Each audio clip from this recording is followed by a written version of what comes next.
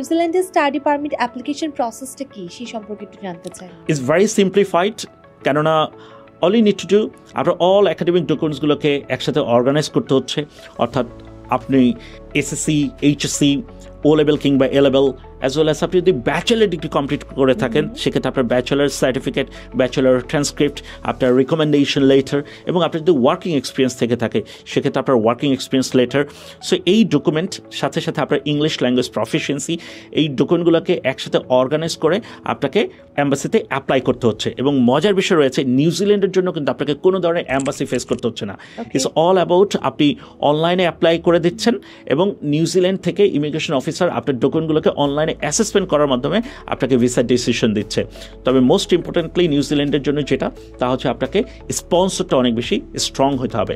অর্থাৎ New Zealand government দেখতে চায় আপনি যে নিউজিল্যান্ডে পড়াশোনা করার জন্য যাচ্ছেন সেক্ষেত্রে আপনার প্যারেন্টসের পর্যাপ্ত পরিমাণে অর্থ রয়েছে আপনার পড়াশোনা এবং আপনার থাকা খাওয়ার খরচ অ্যাফোর্ড করার জন্য। সো অন অ্যান অ্যাভারেজে আমরা বলতে পারি 50 to 70 লাখ টাকা যদি আপনার বাবা মার অ্যাকাউন্টে যদি থেকে থাকে, about 5 to 6 months, so that you will be eligible for your further study in New Zealand.